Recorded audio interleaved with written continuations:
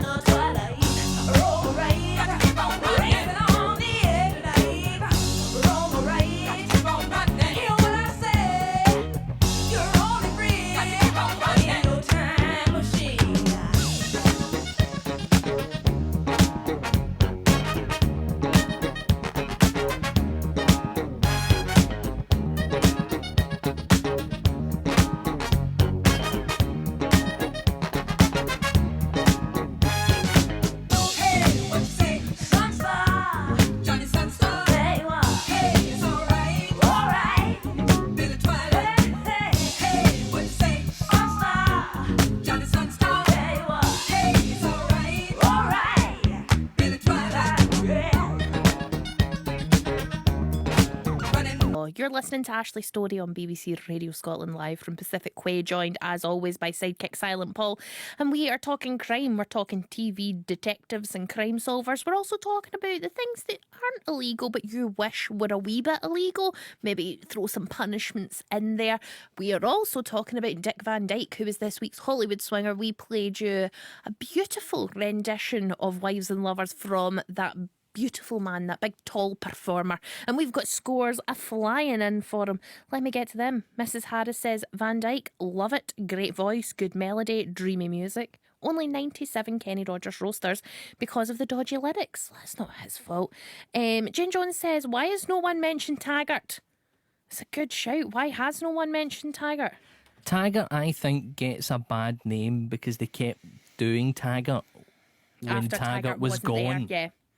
and says, and if Paul wants the A team, then what about the Three Amigos? No, because the Three Amigos were just three actors who were thrown into one situation, whereas people like BG and the Bear and the A-Team and the Fall Guy... Pretty sure the Three Amigos rode again. So definitely not one the original situation. Three Amigos. Or am I thinking? Look, they showed the examples I'm giving show a consistent pattern in fighting crime on a regular basis to the point where it could be considered their occupation. Wait a minute. Did Martin Short, Steve Martin, and that other guy, not Billy Crystal, not come back to be the Three Amigos again? Chevy Chase, and I do not believe they did a second one, no. Oh, I don't know what I watched. I'm sure there is a Three Amigos sequel. I am 100%. I remember seeing the advert for it on the Touchstone Picture VHS. I am so sure of it. I'll continue while Paul looks it up. Martin Orkney says, okay, I'm having to dock a few points for a decidedly archaic social attitude of the lyrics, but that isn't Dick Van Dyke's fault. Performance wasn't perfect, but it had charm and it had chutzpah. I liked it. Had that cheery Dick Van Dyke plumminess of his speaking voice. I agree, coming through his singing. I agree, lovely and chocolatey smooth in his lower notes. If a bit middly and Kermity-esque at the higher end, in the best way. Ashley, I'm glad you've called this for King of the Swingers so that Paul won't slay me for doing it again. 94 Kenny Rogers roasters for Dick Van Dyke from Martin in Orkney. I gave it a high score. I'm quite up for this being in consideration for King of the Swingers. The Jungle VIP. Ashley and Paul says Craig and Sharon and Rutherglen. When we think of Dick Van Dyke, we think of him as much of a Bleep singer. Van Bleep. As much as I'm not doing that, I'm putting some respect on his name. We think of him as much of a singer as an actor. 95 Kenny Rogers roasters from us. On the crime front, our daughter absolutely loved Diagnosis Murder when she was about 8 years old. It was fantastic because it had family in it. Mm-hmm. And doctoring and criming. Yes, it's all of your favourite things.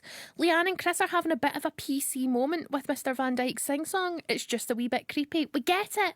It's an old song from a different time, and I'm already working on my rebuttal song for my fella. Hey, big mansion, my telly, fix my hair dryer. It's smoking when I blow dry. Just a list of objects and things to be fixed. You wish men could do things like that nowadays. My dad can. My dad's great at fixing That's stuff. good. Yeah, mainly that's- with tape, and then it melts, and then I get injured. But until it melts, it's a great job. MacGyver, was he a detective? See, there was ones that I'd looked at. Did he fall into the realms of that? Because Did he have a lot badge, of Paul? his, no, but Then a he's lot, not- it doesn't a count. lot of his fighting was more kind of in an international spy basis. And he was also a pacifist, which is why He didn't kill. He was never wanted to carry a gun. Only carried like a stapler. Yeah, but then a he would clip. make a projectile weapon from... Yeah, but it wasn't a gun, so that's the difference. I would say MacGyver doesn't count more just because of the international flavour. It wasn't like ground street level crime fighting. Okay. Anyway, Leanne and Chris say it's 95 Kenny Rogers roasters, of course. Chris is a long-suffering criminal program's husband. But I love Columbo, Heart to Heart, and of course Murder, She Wrote. And I have to mention Lovejoy because you're going to talk about it. Oh, Lovejoy was good. Do you love Lovejoy? Ian McShane is fantastic. Oh, I love Ian McShane, though. We have a lot of love for Ian McShane. He's got that dirty vibe. Do Oh, you know he's what I super mean? dirty, and he's like, oh, and he went out with like dirty people as well.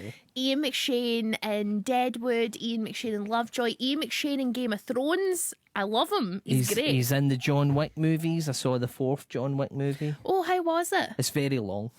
But how was it? It wasn't rubbish. Paul, have you had a sunshine week? Because that's the first time you've complimented a film in like a year. It's because I go and watch rubbish films. But it wasn't rubbish. No, it wasn't rubbish. Oh, that's literally like a glowing response. If he was Mark Kermode, had that would be problems. like 100%. It had problems. Oh, here we go. Well, it's 2 hours and 49 minutes. How long does a film need But to you be? like sitting in the pictures. That too long. I'm getting old. Okay. Kate and Sunny Oban says a solid 85 Kenny Rogers roasters from me. Sounds like he could belt out a few classics and sounds like a decent fellow. That's to be read out in a Cockney accent, by the way. hold on. That's a solid 85 from me. Sounds like he could build out a few classics and sounds like a decent fellow. That was too good. I was doing a Cockney accent. Oh, I thought you were doing not Dick Van Dyke's Cockney No. accent. Right. Jen Jones says, if you think I'm going to badmouth Dick Van Dyke, you're wrong. That had a few technical issues, but cannot drop any more than 2 roasters. So 98 Kenny Rogers roasters from Jane Jones, who's often a discerning voice. Well, what is it, Paul? You've got a face on. He's got a face on. Ashley and Paul, fart are you guys speaking about? Bum notes. Fart are you guys speaking about? Bum notes. It was the octave changes midstream as well as the poor rendition that got me. 15 Kenny Rogers roasters only, I'm afraid. Hope DVD has no more on DVDs and stays at the acting. Les and Elgin. Oh, I thought that's not fair. Give him a higher score. It's Dick Van Dyke. He's a national treasure. He's delightful. And when he sang the song, I could see his eyebrows moving in time with it in my heart. Do you know what I mean? Because I know what his face does. We've got more scores. Spin says Dick Van Dyke's performance has been rated 48 Kenny Rogers roasters by Spin. It sounded all right. Thank you for playing. Annie and Polly have given it 49 from Annie and 34 from Polly. Francisco Flamingo gives it 81 Kenny Rogers roasters. Simon says Dick Van Dyke's performance was below average. I'm giving it 45 Kenny Rogers roasters. Lynn Williams has got in touch with what is definitely, even though I really fancy this man, definitely is not a detective. She says, because you've now opened the goal that wide, I said crime fighters from the start. I'm now also having Angel from the Buffy spin-off No, as a favourite that's detective. no. Helping the helpless and solving strange mysteries. No. Plus a young David Boreanaz. You're fighting the supernatural, no. What? But like Sam Vimes, who was the commander of the Night Watch in Ankh-Morpork, he fought the supernatural, like make-believe dragons and such like. No. I will say supernatural is allowed if you're a supernatural detective and you have a badge. Like, oh, But RIPD. Angel didn't. RIPD. That's fine. Angel didn't. No, Angel didn't have a badge, but I'm sticking by my badge rule for everybody, not just for vampires, but for everybody. Tell me your next person on your list. My next person on the list actually conforms to your rules. Yes, finally. It is his greatest role, in my opinion. It is the great William Shatner as T.J. Hooker. Yay! T.J. Hooker is fantastic. I remember when Quest, as the television channel doesn't exist anymore, replayed every episode of that. I watched it religiously. Okay. It is fantastic. T.J. Hooker's brilliant. It had Adrian Zmed. What a who great was, name. He was in Grease 2. Okay. He was one of the guys in Grease 2. Was he a T-Bird? He wasn't the cool rider, No. Michelle Pfeiffer. He was the kind of One of Scott the... He looks a wee bit like Scott Baio. Okay, I get you. I know You know exactly. him. Yeah. He was in it. It had Heather Locklear in it in an early role. Mm-hmm. And it was just fantastic. And it was always just involved. Because T.J. Hooker was like a detective. He was a great cop. Yeah. But then he got put onto the street. I think his partner died. There was an incident. Then he got put back on the beat. And then he just runs everywhere. And he runs the way William Shatner runs. Yeah. It's great. It's fantastic. I do love the way William Shatner runs. Did you see what William Shatner said about going to space? No, what do you say? He didn't like it. He said I that don't think it would be enjoyable. he said that he thought it was going to be this moment because everybody knows I love William Shatner. I watched him go to space live. I filmed myself watching him. He wrote to me and was like, "Thank you for your support. I love you. I love him." It's a thing. William Shatner recently said going to space, he felt this sudden disconnect from humanity. And when he looked down at Earth and he realised that everything beyond Earth is unlivable, it's a void, that nothing but that one ball can support life and how poorly we're treating it, it just broke his heart. And he said he's been genuinely depressed and grieving since he got back to How Earth. much of that, though, is just because he was in the vicinity of Jeff Bezos and he just doesn't want to say that? I think he's been very open about it. He's been like, the planet's suffering and what are we doing? it was a moment of clarity from William Shatner that I didn't expect. I thought he was just going to be like, yeah, I went to space, woo! But it was very sad, very touching. Always up to date with my William Shatner news. You can join my newsletter. Never meet your heroes if your heroes are going into outer space. I don't know. I'm glad that he talked to me, and I'm glad that he was open about his experience. Didn't tell me that. He just talked to me other times, like when he said, cool headband, Ashley, and I said, thank you, Mr. Shatner. Then one time he tried to set me up with the man from Outlander. Did it work? No, not at all. It was really embarrassing, and I met him in real life, and I tried to be funny about it and was like, oh, big hunky man from Outlander, Sam Hagen-Dazs? Sam Hewn. I've heard it many ways. He said, oh, hi. And I was at the BAFTAs, the Scottish BAFTAs. And I was like, oh, William Shatner tried to set us up online. And he just was like, oh, cool. I didn't look impressed. It was really, really mad awkward. That's his problem. I had to stand backstage. See, when you go to these things, right, they're super boring. Yeah. The fact that somebody come up and try to do something different should be the opening to be like, yes, have a little conversation that's different from the rubbish you have to talk about at any of these events. I think he was just weirded out. I just think he didn't expect a woman with like a bald to come up and be like, hiya, William Shatner. You should always be open to talking to women with bald-headed that are bald-headed. That's just my life tip. Great. If someone with a bald head comes up, give them the time of day. Somebody comes up with a small head, shoot him away.